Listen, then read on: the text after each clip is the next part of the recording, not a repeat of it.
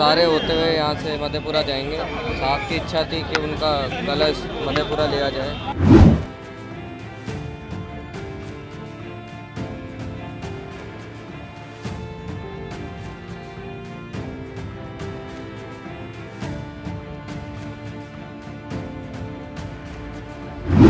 उनके इच्छा स्वरूप हम लोगों ने वो काम किया। उन्होंने जो सपना देखा था उसके लिए हम लोग काम कर रहे हैं और उनकी कर्म भूमि पर ये अस्थि कलश लेकर आए हैं। और हम आशा करते हैं बिहार लोग जो हमारा परिवार है उनके साथ हम उनको समर्पित कर सकें।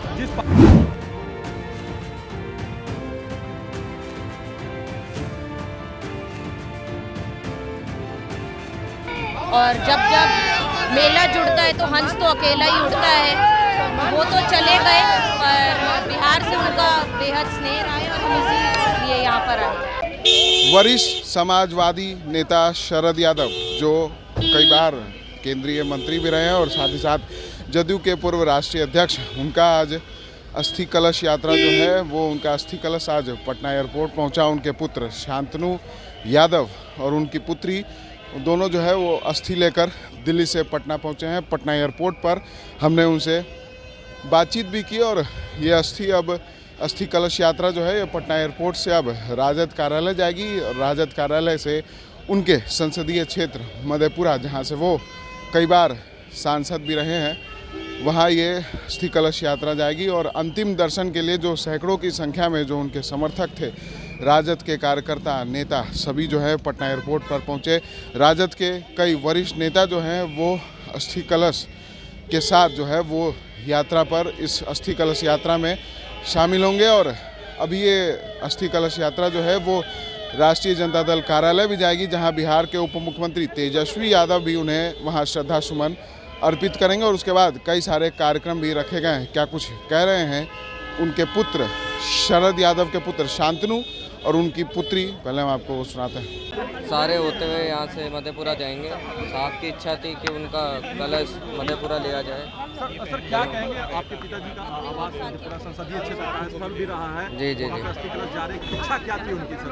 ये उनकी इच्छा थी कि उनका कलश मधेपुरा लिया जाए और ले जाया जाए। पहले उनका था एक जन्मभूमि में हमने कराया, उसके बाद अब यहाँ ले जा रहे हैं मधेपुरा उनकी कर्मभूमि। उनकी इच्छा थी कि उनका अस्थि कलश जो आखिरी यात्रा वो मधेपुरा लिया जाए, इनका कलश यात्रा। कोई आखिरी संदेश होगा जो बिहार के लोगों के लिए, जो उनका क्रम स्थल? नहीं, वो तो अपने आखिरी सांस तक बिहार की जनता के लिए लड़े थे। हमेशा उनके भलाई के लिए सोचते थे, पिछड़ों के लिए सोचते थे। जो समाजवादी की जो लड़ाई है उसको कैसे मजबूती से लड़ा जाए उसके बारे में हमेशा सोचते रहते। बीमारी में भी वो लोग बहुत चिंतित रहते थे बिहार की जनता के लिए।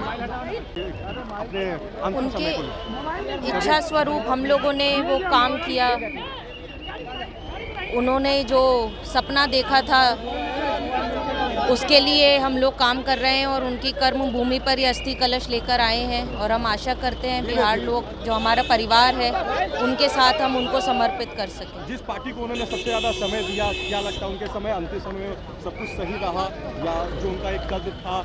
अभी कोई राजनीतिक बात करने का कोई फ़ायदा नहीं है। हम सिर्फ उनको श्रद्धांजलि देने के लिए यहाँ आए हैं क्योंकि बिहार से उनका खास लगाव रहा है, उनकी कर्म भूमि रही है। और जब जब मेला जुड़ता है तो हंस तो अकेला ही उड़ता है। वो तो चले गए पर बिहार से उनका बेहद स्नेह रहा है और हम इसीलिए यहाँ पर आए। ये जो पार्टी की तरफ से जो कार्य किया जा रहा है उनके लिए यात्रा पूरा बिहार में निकाला जा रहा है, आप लोग क्या कहेंगे इसको लेकर? कुछ जी, ये तो उनका स्नेह, उनका प्रेम और उनका योगदान है जो इस तरीके का कार्य और उनकी इच्छा पूरी करी जा रही है। इसके लिए हम राष्ट्रीय जनता दल और तेजस्वी जी और लालू जी का बहुत बहुत धन्यवाद करते हैं। सीधे तौर पर दोनों ने कहा कि जो सम्मान उन्हें मिल रहा है, अंतिम वक्त में हम उन्हें श्रद्धांजलि देने पहुंचे हैं क्योंकि उनका बिहार की जनता से एक खास लगाव था। और इसी लगाव को देखते हुए हमने ये तय किया कि हम उनकी अस्थि कलश को लेकर बिहार जाएंगे, जो उनकी कर्मभूमि रही है। और अंतिम समय तक वो बिहार वासियों के बेहतरी की ही चिंता करते रहे। और जब उन्होंने प्राण त्यागा उस वक्त भी उनके दिमाग में चल रहा था कि बिहार के लोग कैसे बेहतर बने। ये तमाम ख्वाहिशें जो थी वो उनके दिमाग में हमेशा थी कि बिहार वासियों को किस तरीके से अच्छे से रखना है। सहयोगी अमित के साथ विशाल भारद्वाज, जी न्यूज़ पटना। आशीर्वाद इजीकॉन ग्रुप, भरोसे का दूसरा नाम। हम सिर्फ घर नहीं, खुशियां भी बनाते हैं। आशीर्वाद रोज वैली, जिसमें है premium flats with all modern amenities. Patna में लेना चाहते हैं अपने सपनों का आशियाना, तो कीजिए हमारे